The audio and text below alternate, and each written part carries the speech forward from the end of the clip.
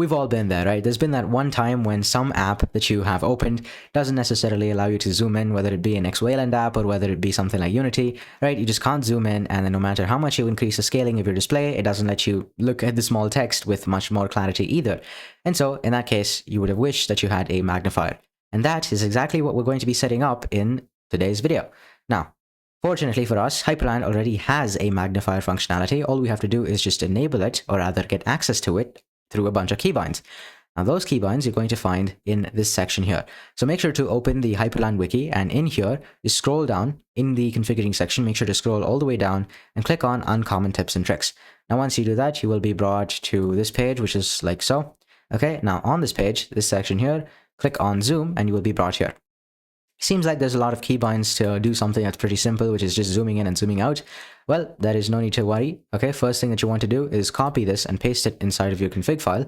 And what we're going to do next is be learning about how these keybinds actually work, so that you don't have to copy and paste and just forget about it and not have any idea of how it works. So let's open our config file, config hyper modules binds.conf. And by the way, if you're wondering what this modules folder is all about, it's basically a way to take one particular config file and then split it into multiple different config files, something I like to call modularity, right? It makes maintenance much easier, and then also allows you to do cool stuff such as replace certain files using a script.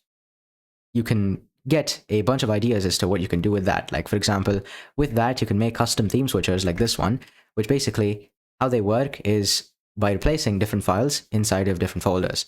Okay, now that's a very broad explanation. Now, if you want a more in-depth explanation, I've made a video on it in the past, but that's essentially what it does.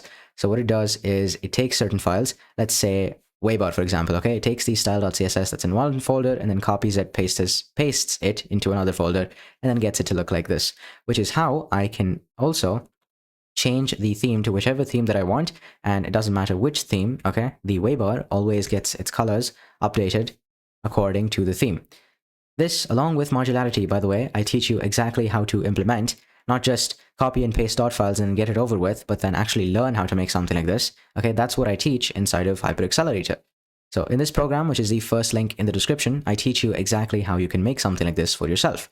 So it's over 10 hours of video training where you can learn exactly how to make a setup like this yourself, with logout menus and lock screens, along with notification daemons like these that give you super cool slick panels, and so on and so forth. This module alone, by the way, is over 2 hours long, and it took me a week to make, so you can tell the amount of effort that I've put into this. So if you want to learn, there you go, 2 hours. If you want to learn how to make something like this, learn how to make a setup like this, you can go ahead, click the first link in the description and check out the program. Now, let's open the keybind config file. Let's go all the way down and let's just paste in the zoom bindings here. We'll also add in a comment that says zoom.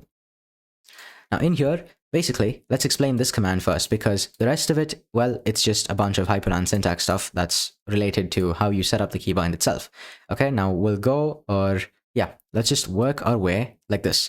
Okay, I'll explain what this syntax actually does. Okay, and after that, I'll just explain this bind stuff so that you still have an idea of as to how this works, even if you're a beginner.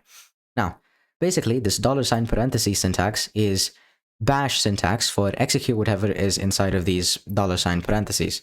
Okay, now if for example, let's say I type in echo $, okay, hold on, $ parentheses, $, which ZSH.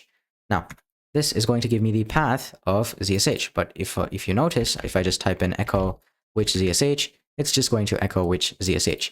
Now what this does is basically executes the content of whatever is inside these parentheses. So if, for example, I change the contents of which ZSH to which bash inside of this parentheses here, inside of these parentheses, what's going to happen is it's going to print, okay, which bash, like it's going to print the path of bash. And that's exactly what's happening here. So because we have an exec dispatcher over here, what it's actually doing is, first of all, okay, hyperctl-q keyword, okay, you're passing in the keyword function here, cursor, zoom factor. Okay, this is the setting that we're going to be changing using hyperctl. Okay, -q basically just means quiet, so don't display the OK that comes after every hyperctl command. So if I just type in hyperctl reload, yeah, this is basically just suppressing the OK. We just type q, there you go, nothing. If it's an OK, it's not going to complain. Okay, now here what this is doing is basically getting the content of this command and then putting it inside of here. So let me show you what this looks like in action. If I were to copy this, copy and paste here, as you can see, the command is executed and zooming in happens. Now, if I wanted to zoom out, all I would do is just, hold on, let's see what our mod key is bound to. Mod key is super, and hold on a sec. We'll just write the contents here. There you go. Yep. Okay, now it works. Perfect. Now, as I was saying here, okay, what this is doing, let's shift this here. What this is doing is executing the contents of this, whatever you find inside of the parentheses. And this JQ command, JQ is a tool which is used to parse JSON.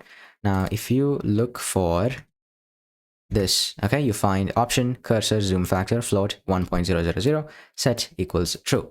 Now here, you want to get float and you want to multiply it by 1.1. And when you multiply this value by 1.1, you're going to increase the zoom.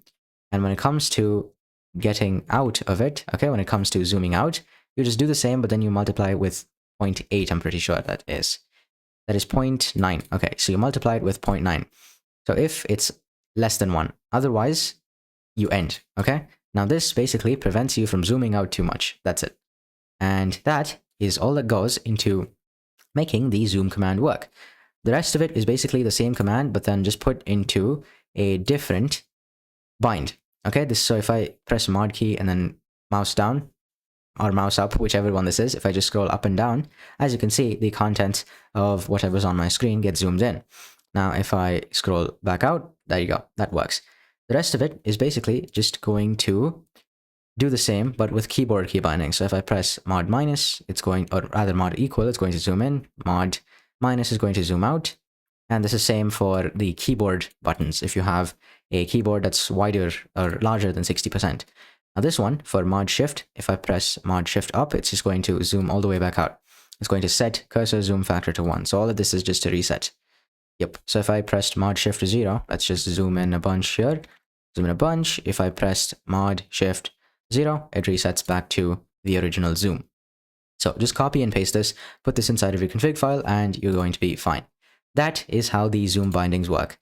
And by the way, if you like the way that I explained, or if you just like people explaining stuff and telling you why things work and not just giving you the code and then saying you'll be fine, just manage, okay? That is exactly what I do, okay? Explain quite well inside of Hypr Accelerator. So as you can see here, I make slides in order to further put my point across, and not just that, but then I guide you through every single step, just like I guided you in this video.